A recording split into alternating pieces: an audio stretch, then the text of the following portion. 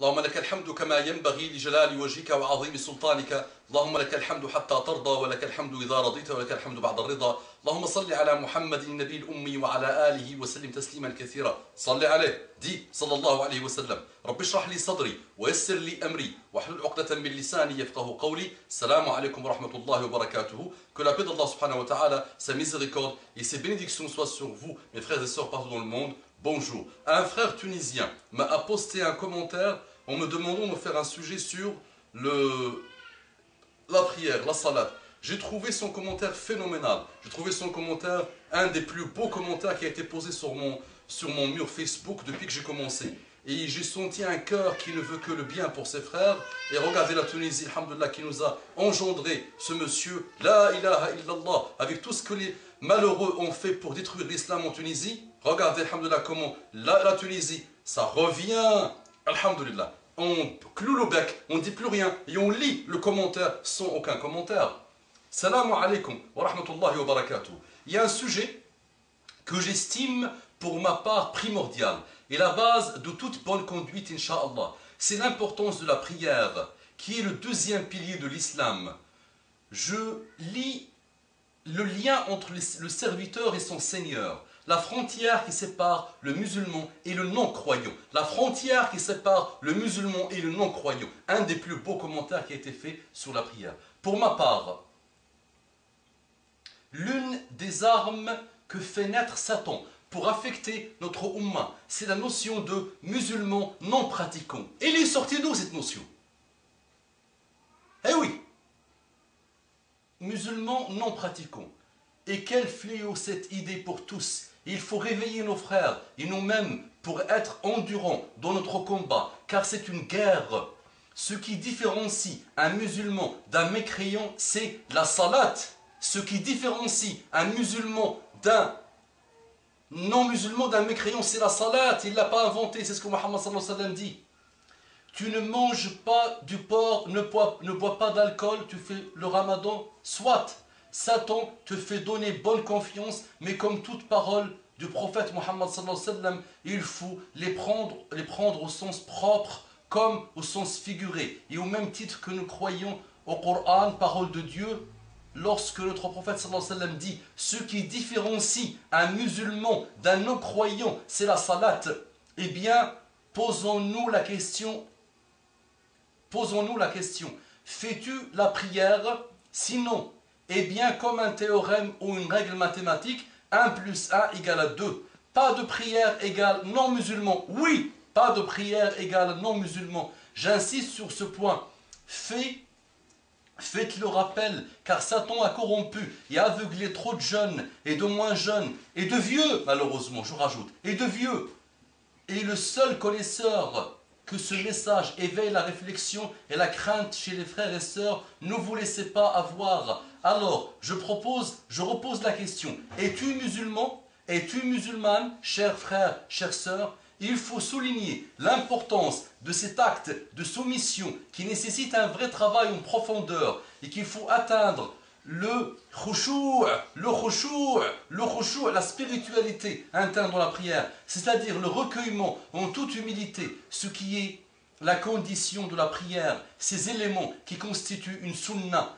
Je vous prie de faire vos recherches. Oh, mon cher frère, je sollicite ton aide pour faire passer ce message qui est dans la pédagogie de la prière telle qu'elle doit être pratiquée, avec le seul but d'en tirer les vrais avantages que Dieu a bien voulu nous accorder. La prière, c'est le remède pour tout mal. La prière, c'est le remède pour tout mal. Oui, tu as raison, mon frère tunisien. Le lien étroit avec notre Créateur. Oui, tu as raison, mon frère tunisien. Une communication directe avec Allah. Oui, mon frère tunisien. Imaginez donc cette chance, d'où Alhamdulillah Rabbil Alamin, que l'on cite trop souvent sans le ressentir avec nos cœurs dans la Fatiha. Oui, mon frère le tunisien. Que le travail, dont la concentration dans nos prières soit une obsession pour chacun de nous et que l'on puisse profiter de tous ces bienfaits et en bénéficier tout ce que Dieu a promis aux vrais gens humbles et vertueux. Je finirai par ce hadith qui vous aide à méditer, mes chers frères et sœurs, et qu'Allah nous soutienne, qu'il nous donne, lui, le seul digne de louange, le maître de l'univers, le clément, le miséricordieux, le très miséricordieux. Amin. Ubadat ibn Samit rapporte les propos suivants du prophète Mohammed sallallahu alayhi wa sallam.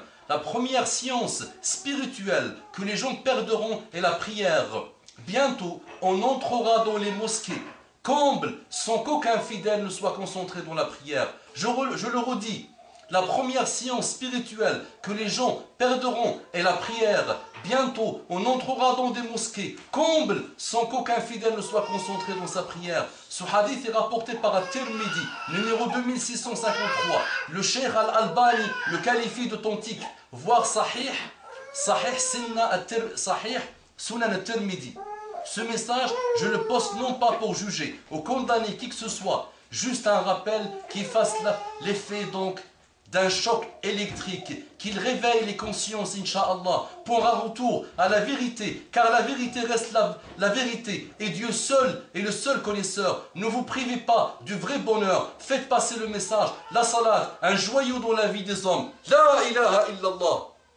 La salat, un joyau dans la vie des hommes. La ilaha illallah. Regardez ce que la Tunisie a produit. Regardez ce que la Tunisie a produit. Regardez, malgré tout ce qu'ils ont fait en Tunisie. Regardez. La ilaha illallah. Ce commentaire phénoménal, phénoménal.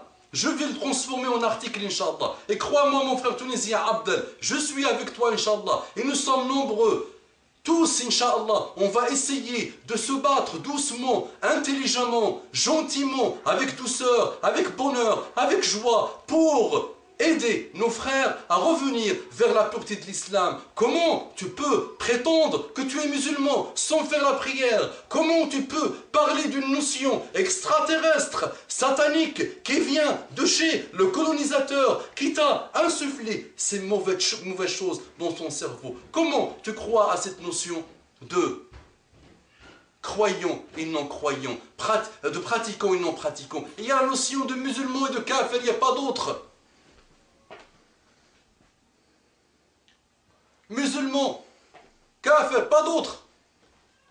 Et regarde Taqsimat dans le Coran. Va voir ce qu'Allah dit à chaque fois.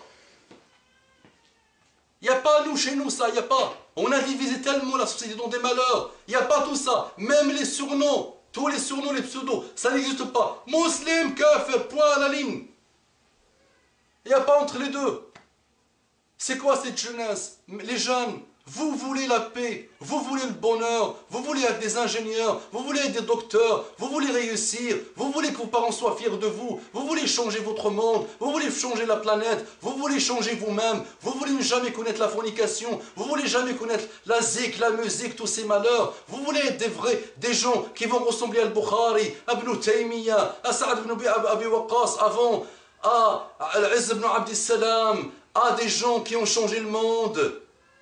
Vous voulez être comme des gens, Saïd al-Nawrasi, Hassan al-Banna, vous voulez être comme des gens, Rachid Rida, vous voulez être comme des gens qui ont changé le monde. Abdul Hamid ibn Badis, Abdul Hamid ibn Badis, qui a changé le monde et qui a changé l'Algérie après sa mort, grâce à son travail, grâce à son rappel.